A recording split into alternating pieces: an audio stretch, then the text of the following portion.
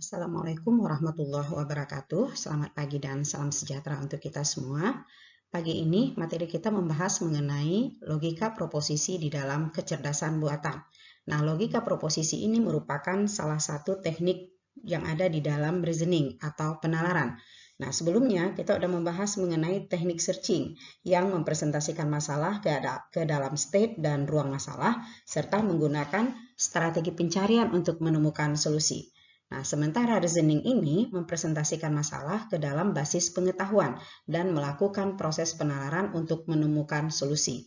Jadi, salah satu teknik dari reasoning itu adalah logika proposisi. Kita akan bahas logika proposisi ini secara lebih detail lagi. Kita mulai dari pengertian logika proposisi. Logika proposisi merupakan bentuk logika paling sederhana di mana semua pernyataan dibuat oleh proposisi. Proposisi adalah suatu pernyataan yang dapat bernilai benar atau true, atau bernilai salah atau false. Contoh, hari ini hari Rabu. Ini adalah proposisi benar, karena memang hari ini adalah hari Rabu. Matahari terbit dari barat. Ini adalah proposisi salah, karena matahari sebenarnya terbit dari timur. 3 tambah 3 sama dengan 7. Ini juga adalah proposisi salah, karena 3 tambah 3 seharusnya adalah 6. 5 adalah bilangan prima. Ini adalah proposisi benar. Berikut adalah beberapa fakta dasar tentang logika proposisi. 1. Logika proposisi juga disebut logika boolean karena bekerja pada 0 dan 1.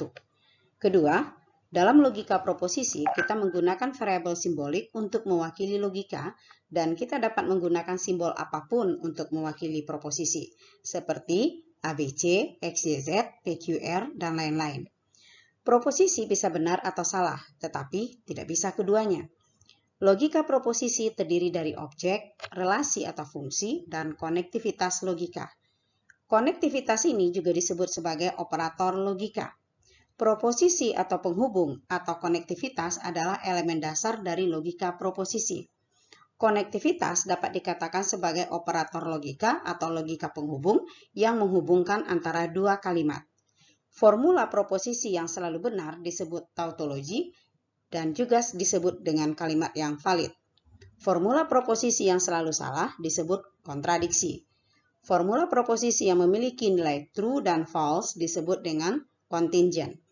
Pernyataan yang merupakan pertanyaan, perintah, atau pendapat bukanlah proposisi, seperti di mana Asih, apa kabar, siapa nama Anda, ini semua bukanlah proposisi. Sintak logika proposisi. Sintak logika proposisi mendefinisikan kalimat yang diizinkan untuk representasi pengetahuan. Nah, ada dua jenis proposisi. Yang pertama adalah proposisi atom atau proposisi tunggal. Dan yang kedua adalah proposisi majemuk atau compound sentences. Nah, proposisi atom adalah proposisi yang sederhana terdiri dari simbol proposisi tunggal. Ini adalah kalimat yang harus benar atau salah. Contoh, 2 tambah 2 adalah 4. Ini adalah proposisi atom dan merupakan fakta yang benar. Contoh selanjutnya, matahari itu dingin. Ini juga merupakan proposisi atom dan merupakan fakta yang salah. Kedua, proposisi majemuk. Nah, proposisi majemuk dibangun dengan menggabungkan proposisi atom atau proposisi yang lebih sederhana menggunakan tanda kurung dan atau logika penghubung. Contoh misalkan adalah hari ini hujan dan jalanan basah. Sebenarnya kalimat ini terdiri atas dua kalimat, yaitu kalimat pertama hari ini hujan, kalimat kedua jalanan basah. Kemudian kita gabungkan menjadi proposisi majemuk yang terdiri atas beberapa kalimat tadi. Kita gabung dengan menggunakan logika penghubung. Di sini kita menggunakan dan, sehingga menjadi hari ini hujan dan jalanan basah. Kemudian contoh selanjutnya adalah Budi adalah seorang dokter dan kliniknya ada di Purwodadi. Ini juga sebenarnya terdiri atas dua kalimat. Budi adalah seorang dokter, kemudian kalimat lainnya adalah kliniknya ada di Purwodadi. Kemudian kita susun dalam proposisi majemuk dengan menggunakan logika penghubung dan, sehingga bunyinya menjadi Budi adalah seorang dokter dan kliniknya ada di Purwodadi. Logika penghubung atau sering juga disebut dengan operator logika. Logika penghubung digunakan untuk menghubungkan dua proposisi yang lebih sederhana atau mewakili kalimat secara logis. Kita dapat membuat proposisi majemuk dengan bantuan koneksi atau konektivitas atau logika penghubung. Nah, ada 5 logika penghubung sebagai berikut. Yang pertama adalah negasi atau sering juga disebut dengan negation dengan lambangnya seperti ini. Kemudian konjungsi atau conjunction dengan lambangnya seperti ini. Kemudian disjungsi atau disjunction dengan lambangnya yang seperti ini. Kemudian implikasi atau implication dengan lambangnya seperti panah begini. Dan kemudian yang terakhir adalah biconditional dengan lambangnya seperti ini. Baik, mari kita bahas satu persatu mengenai logika penghubung ini. Kita mulai dengan yang pertama adalah negasi. Negasi dalam bahasa sederhananya disebut dengan lawan kata. Jadi sebuah kalimat seperti negasi P disebut adalah negasi dari P. Kemudian yang kedua adalah konjungsi, yaitu sebuah kalimat yang memiliki konektivitas lambangnya adalah dan seperti ini, ya. Jadi P dan Q itu disebut dengan konjungsi. Contoh misalkan adalah P-nya adalah Robi cerdas dan Q-nya adalah Robi pekerja keras. Jadi kalau seandainya kita katakan Robi cerdas dan pekerja keras, artinya kedua-duanya, maka kita menggunakan logika penghubungnya adalah konjungsi atau dan, yaitu P dan Q. Kemudian yang ketiga adalah disjungsi, sebuah kalimat yang memiliki konektivitas seperti V, ya, seperti P atau Q, P or Q. Itu disebut dengan disjungsi, di mana P dan Q adalah proposisi. Contoh misalkan adalah Rifka adalah seorang dokter atau pengacara, artinya hanya salah satu. Kalau seandainya Rifka adalah seorang dokter, berarti dia bukan pengacara. Kalau seandainya Rifka adalah seorang pengacara, maka dia bukan dokter, artinya atau salah satu. Di sini P adalah Rifka adalah seorang dokter dan Q Rifka adalah seorang pengacara. Jadi kita bisa menuliskannya menjadi P or Q. Rifka seorang dokter atau Rifka seorang pengacara. Yang keempat adalah implikasi. Kalimat seperti ini, P tanda panah menuju ke Q, itu disebut dengan implikasi. Implikasi juga dikenal sebagai aturan if then atau jika maka. Nah, ini dapat direpresentasikan sebagai contoh. Jika hujan, maka jalanan basah. Misalkan P-nya adalah hujan dan Q-nya adalah jalan basah. Bisa diwakili sebagai P implikasi terhadap Q. Artinya adalah P jika hujan, implikasinya adalah menyebabkan jalan basah. Kemudian yang kelima adalah biconditional. Sebuah kalimat seperti ini, ya, P tanda panah timbal balik Q, itu disebut dengan biconditional. Biconditional juga dikenal sebagai aturan if and only if, jika dan hanya jika. Contoh misalkan, P, saya masih hidup, dan Q, saya masih bernafas. Maka dapat direpresentasikan sebagai saya masih hidup jika dan hanya jika saya masih bernafas. Berikut tabel ringkasan untuk logika penghubung proposisi. Simbolnya seperti ini. Kata-katanya artinya adalah and, dalam bahasa kita adalah dan. Dengan istilah teknisnya adalah conjunction, dan contohnya adalah A dan B. Kemudian yang kedua, simbolnya seperti ini. Kata-katanya itu adalah or, atau bahasa kita adalah atau. Kemudian istilah teknisnya adalah disjunction. Kemudian contohnya adalah A atau B. A or B. Kemudian ini adalah simbolnya. Kata-katanya adalah implies. Istilah teknisnya adalah implication. A implies B. Kemudian ini adalah simbol untuk kata-kata if and only if. Istilah teknisnya tadi adalah biconditional. Contohnya adalah A, jika dan hanya jika B. Kemudian simbol yang seperti ini untuk negasi, ya, boleh menggunakan lambang ini atau boleh menggunakan lambang ini. Kata-katanya adalah not atau lawan katanya. Istilah teknisnya adalah negation, negasi A atau negasi B. Tabel kebenaran. Dalam logika proposisi, kita perlu mengetahui nilai kebenaran proposisi dalam semua skenario yang mungkin. Kita dapat menggabungkan semua kombinasi yang mungkin dengan penghubung logika. Dan representasi dari kombinasi ini dalam format tabular disebut dengan tabel kebenaran. Berikut ini adalah tabel kebenaran untuk semua logika penghubung yang udah kita bahas sebelumnya, yaitu ada 5, mulai dari negasi sampai biconditional. Nah, sekarang kita mulai dulu dari tabel kebenaran negasi. Jadi kalau seandainya P, maka negasinya adalah bukan P, ya, negasi P.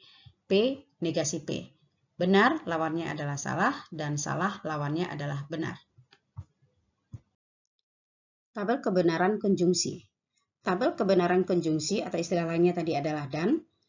Dia akan bernilai benar apabila kedua-dua proposisi bernilai benar. Artinya P di sini benar, Q benar, maka baru P dan Q nilainya adalah benar. Salah satu saja bernilai salah, maka nilai daripada konjungsinya adalah salah.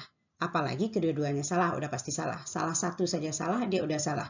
Jadi P dan Q akan bernilai benar hanya ketika nilai P benar dan nilai Q benar atau kedua-dua nilainya adalah benar. Kemudian untuk tabel kebenaran disjungsi adalah dia akan bernilai benar apabila salah satu saja benar, dia udah bernilai benar. Apalagi kedua-duanya benar, udah pasti benar. Kemudian dia baru akan bernilai salah apabila kedua-dua nilainya salah. Jadi disjungsi adalah cukup salah satu saja benar, maka nilainya adalah sudah benar. Tabel kebenaran implikasi. Pada tabel kebenaran implikasi, dia akan bernilai salah apabila P benar, Q salah. Selebihnya dia akan bernilai benar. Jadi dia hanya akan bernilai salah ketika nilai P benar, nilai Q salah. Selebihnya adalah benar. Kemudian tabel kebenaran biconditional, dia akan bernilai benar apabila P benar, Q benar, atau P salah, Q salah. Dia akan bernilai benar. Selebihnya salah satu benar, maka dia akan bernilai salah. Tabel kebenaran dengan 3 proposisi. Nah, kita dapat membangun proposisi yang menyusun 3 proposisi seperti P, Q, dan R. Tabel kebenaran ini terdiri dari 8 n-tuples atau records atau 8 baris, yaitu 1, 2, 3, 4, 5, 6, 7, 8. Maka, mengapa dia menjadi 8 baris? Karena setelah disusun berdasarkan 3 proposisi, yaitu P, Q, dan R, sehingga formulanya menjadi 2 pangkat 3. Yaitu 3 proposisi tadi. Nah, 2 pangkat 3 itu adalah 8, yaitu 2 kali 2 kali 2. Nah, sekarang kita lihat tabel kebenaran dengan 3 proposisi, ada nilai P, Q, dan R. Jadi nilai P, Q, dan R, P-nya tentu menjadi benarnya 4, salahnya 4. Q berikutnya adalah benar 2, salah 2, benar 2, salah 2. Ini hanya susunannya saja ya. R menjadi benar, salah, dan seterusnya. Ya. Kemudian kita lihat kolom selanjutnya, diminta adalah negasi R. Maka kalau negasi R berarti adalah benar pada R, negasi R-nya menjadi salah. Kemudian salah menjadi benar, benar menjadi salah, dan seterusnya. Pada kolom berikutnya diminta adalah P disjungsi terhadap Q. Nah, kita kembali lagi ke formula P disjungsi terhadap Q. Formula disjungsi itu, dia hanya akan bernilai salah apabila P salah dan Q salah. Kita kembali lagi ke sini, dia hanya akan bernilai salah apabila P salah, Q salah. Dan itu hanya terdapat pada baris ke-7 dan ke-8 yang kedua-duanya salah. P salah, Q salah, P salah, Q salah. Maka hasil daripada P disjungsi terhadap Q, kedua-duanya juga salah. Selebihnya salah satu benar, maka nilainya adalah benar. Kemudian pada kolom selanjutnya, itu adalah diminta, misalkan formulanya adalah P disjungsi terhadap Q implies negasi R. Ini sebenarnya terdiri atas 2 kelompok, yaitu P disjungsi terhadap Q yang baris yang kolom ini, kemudian negasi R yang kolom ini. Berarti kita perhatikan dulu P disjungsi terhadap Q implies dengan negasi R. Maka yang kita perhatikan adalah 2 kelompok ini. Nah, untuk disjungsi kita kembali untuk implikasi atau implies kita kembali lihat lagi persyaratannya bahwa dia hanya akan bernilai salah ketika bahagian sebelah sini bernilai benar dan bagian sebelah sini bernilai salah, atau bahagian P disjungsi terhadap Q nilainya adalah benar, kemudian negasi R nilainya salah. Nah, sekarang kita lihat dulu yang pertama, P disjungsi terhadap Q nilainya benar dan negasi R salah, maka benar salah hasilnya adalah salah untuk implikasi. Kalau benar-benar hasilnya adalah benar. Maka yang kita lihat di sini dia satu-satunya salah adalah nilainya salah adalah ketika benar salah. Ini salah lagi adalah benar salah dan seterusnya. Berikut adalah urutan prioritas. Nah, setiap operator logika yang udah kita bahas tadi sebenarnya adalah memiliki urutan prioritas, sama seperti operator aritmetika. Nah, urutan ini harus diikuti saat mengevaluasi masalah proposisi. Berikut ini adalah daftar urutan prioritas untuk operator. Kita lihat dulu urutan pertama. Urutan pertama itu adalah tanda kurung. Nah, ini sama seperti di aritmetika ya. Kalau seandainya ada tanda kurung, berarti selesaikan dulu persamaan yang ada di dalam tanda kurung. Itu adalah urutan pertama.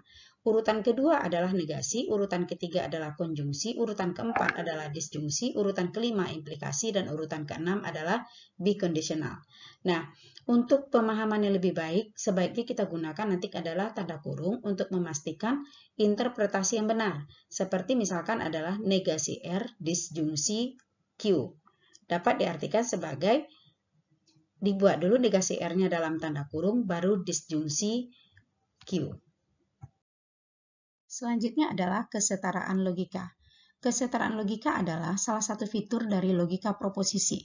Dua proposisi dikatakan setara secara logika jika dan hanya jika kolom pada tabel kebenaran identik satu sama yang lainnya. Nah, mari kita ambil contoh dua proposisi A dan B. Jadi, untuk kesetaraan logika, kita dapat menuliskannya sebagai A biconditional B, dan dalam tabel kebenaran di bawah ini, kita dapat melihat kolom untuk negasi A disjungsi terhadap B, dan A implies B adalah identik, maka A setara dengan B. Nah, mari kita langsung aja masuk ke tabel contohnya. A dan B. Berarti di sini ada dua proposisi. Kalau dua proposisi tadi dikatakan adalah formulanya adalah 2 pangkat 2. Jadi row-nya atau barisnya adalah 4 ya, A dan B. Jadi A benar-benar salah-salah dan B adalah benar-salah untuk komposisinya. Kemudian kita lihat adalah negasi A. Berarti adalah lawan daripada A. Benar, salah, salah, benar, salah, salah. Kemudian negasi A disjungsi terhadap B. Maka kembali kita ingat lagi terhadap tabel kebenaran disjungsi. Bahwa pada tabel kebenaran disjungsi itu, dia hanya akan bernilai salah apabila negasi A bernilai salah dan negasi B juga bernilai salah. Selebihnya salah satu saja benar, maka dia benar. Maka kita lihat di sini negasi A salah, kemudian B salah hanya terdapat pada baris kedua. Maka nilai negasi A disjungsi terhadap B atau negasi A or B nilainya salah pada baris kedua. Selebihnya salah satu saja benar, maka dia bernilai benar. Kolom selanjutnya adalah A implies B. Kembali lagi kita ingat tabel kebenaran implikasi. Bahwa tabel kebenaran implikasi itu dia akan bernilai salah ketika nilai A benar, nilai B salah. Ya, dia akan bernilai salah ketika nilai A-nya benar, nilai B-nya salah. Maka kita lihat di sini di mana nilai A benar, nilai B-nya salah, yaitu pada baris kedua.